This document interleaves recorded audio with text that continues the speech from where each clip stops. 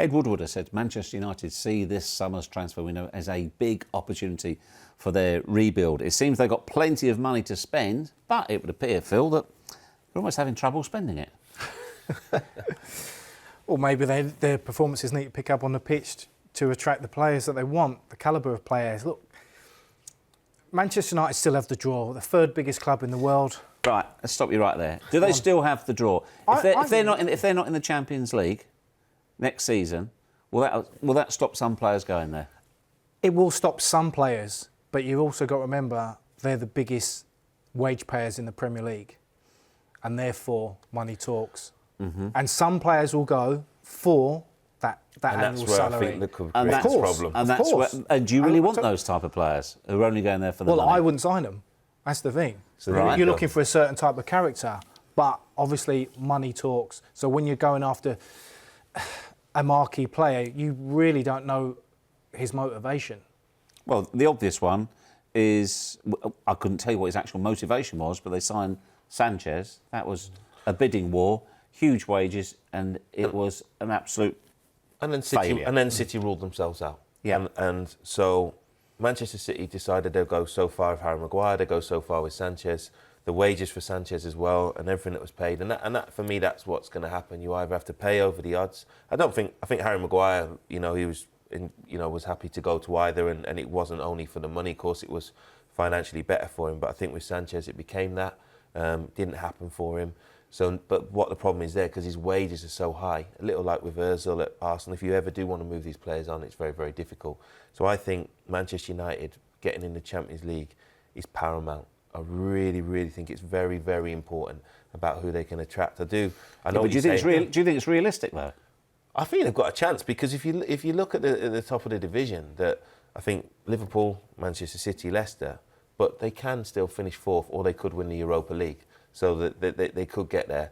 But like Phil says, it's still a huge, huge club. It is a massive club. You can't deny nobody's denying that. Nobody's denying it. It's a massive club. The self-styled biggest club in the world. But if you are a player right now, if you get the offer chance to go to Manchester City or Liverpool, they're ahead of Manchester United. If I'm an elite player and Champions League football, Liverpool definitely, because Jurgen Klopp signed a new deal. Mm-hmm. He's there for a long time, and they're going to keep going and going, in my opinion. Manchester City, let's see. We'll come on to it. Yeah.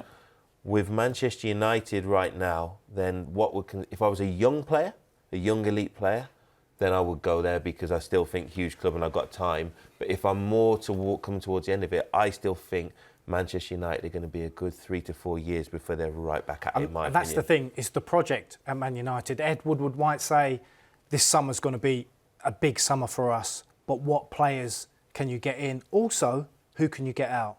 And the biggest name is Pogba. Can they get him out for the right price, which will lend to the funds? You know, people, you talk about, if you believe what you read in the papers today, Madrid are offering Isco and 109 million for Pogba, which doesn't sound like a bad deal to me. Will that happen in summer? You know, does that free up that cash to bring in some of the other names, the Maddisons, the Grealishes, and all that I mentioned? Yeah, so Jude Bellingham, players it, like that. Yeah. It is a big project, but you also got to remember, Man United will be rebuilding in summer, but so will City, so will Liverpool, bring a couple of fresh faces in. Chelsea will go again. Arsenal might go again. So, you know, it's still catching up with teams that have got better squads at the moment.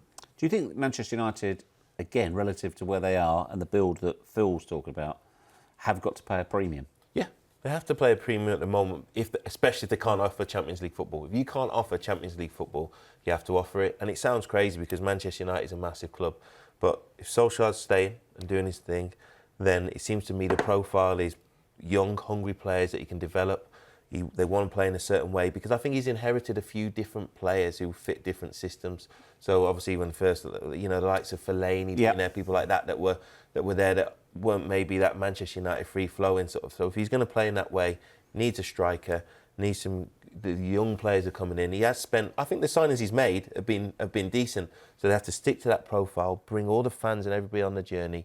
But yes, they will have to play a premium, especially if they want to get any sort of more proven players. So who fits the profile you're talking about? Grealish. Grealish is one. Yeah. Grealish. Madison's another. Jadon Sancho Yeah. is one. Jude Bellingham. Definitely Jude Bellingham. I think that... A lot of people very excited about Bellingham, aren't they? I am. So when I was a young kid coming through, people talked about Joe Cole. You remember hearing that. Then when I was playing, you heard about the likes of Rooney. This boy has had so... And I say boy because he's 16 years of age. Has had so much around him. He's handled it, stepped onto the scene. I remember seeing him in the Players' Lounge at Leeds United, and he played for the 16s or something, 17s, and he'd scored at 14 years of age. Then a year or two later, he's on Ellen Road. My mates ringing me going, who is this young boy? Phenomenal. He scores these goals. Look at the physical stature of him. He's already built. He's going to get the ball. So what could be difficult for him going to Manchester United is if he has to go straight in and play the number of games that Daniel James had to play. Even Wan-Bissaka, who'd had a time with Palace, stepping up from the Championship straight into Manchester United is big. But if he can go in there and be gradually nurtured, I said it before when I was on Soccer Saturday, he will look like a snip at 35 million. If they nurture him right, he will be a top player in my opinion. The issue with that for me is now he's had a taste of senior men's football, first team football. He won't be getting that regularly at Manchester United because of his age. Look at Greenwood's development. You know, we've got to think about Rashford, and we also got to think about Man United going big for a proven striker this summer as well. So when are we looking at Bellingham playing? Do they sign him and then loan him back out straight away?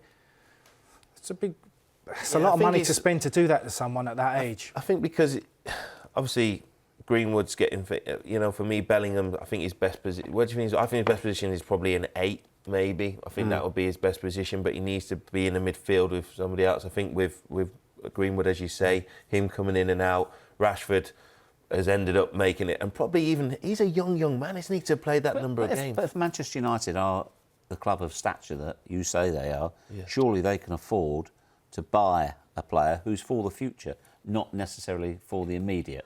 And so when you say that, Phil, do you mean that will he buy into that of coming to and not getting as much game Well, time? that's the thing, Obviously going to Man United will be a big thing, and the pull is there when you're that young. But as I said, he's dipped his toe. He wants to play as much football as he can at 16. But if he was at Birmingham, say you were a part of the coaching staff at Birmingham, say he was there next season, would you try and use him sparingly there because surely the same thing applies. At that age, can you play all the way not in the Championship, not because they come thick and fast, and it can be brutal in there, some of the games. I don't know. I think, look, he's built like a man already, and he's still growing. So we don't know the toll it's going to take on his body at this stage. So I think if you do buy him as a Manchester United, you loan him back out somewhere. I think that's where Solskjaer sits down with him, his parents, his agent, whatever, and sits down and talks about the plan and the pathway they have. We're spending 35 million, so they believe, there's a big future for you, but this is how we're going to do it. We're going to drop you in and out. There's obviously McTominay in there. We're going to sort of ease you in, ease you out. How are they going to play it? And as long as he buys into that, and then maybe he might exceed a little, maybe won't, might have to go out on loan, that's how it's got to work. As you're saying that, I'm just thinking, almost similar in stature, in build. Daley Ali played 150 games for MK Dons, played men's football very quickly at a very young age, and that really stood him in good stead. Yeah. And then he went into Tottenham, and I'll be honest, the jump he made from MK Dons to the Premier League absolutely wowed me. Then he had a little bit of a dip, probably you'd say, and now he's getting back to it. I think he's playing better. I know he's had the misdemeanour off the pitch, but I think on the pitch he's getting back to it. But yeah, definitely that stood him in good stead. But he hasn't played as many games as Daley Ali has, but at Birmingham City, but he still played enough. He showed a level, and I always believe there's certain players like Wayne Rooney. He started playing at a young age, didn't he? And Everton in and out, and then to Manchester United still at a young age. I do believe he's a special talent. Daley Ali was a special talent. I think he would cope with it. I would say this. I think their plans will change depending on where they finish up. Obviously, if they get into the top 4, there's rumours that the board might be happy with finishing top 6 and getting European football. But Ollie's under fire. There's no mistake about that. There's good managers out there that are sniffing around that job. We're reading in between the lines of the papers that if they don't achieve that European football place this season, there might be a change, and that has a whole different dynamic with the summer transfer. But I policy. think I think Solskjaer he should be given more time. But if he is, even if he is or isn't, Manchester United have to decide how do they want to play their brand of football and what is the profile of a Manchester United player. So then, if it's Solskjaer in charge or anybody else, they need a manager who then comes in and wants to play that way. So like I said before, I think they had players that suited the different managers, not the club, and that ends up with a problem. Birmingham City had that problem when they changed the managers, Zola, Rowett, Redknapp, and the players, and it was a real mishmash team. So I'd like to see Solskjaer get more time, and I think that would be important to Bellingham if he went there. But whoever comes in, they've got to stick with that plan of what they're doing with the rebuild.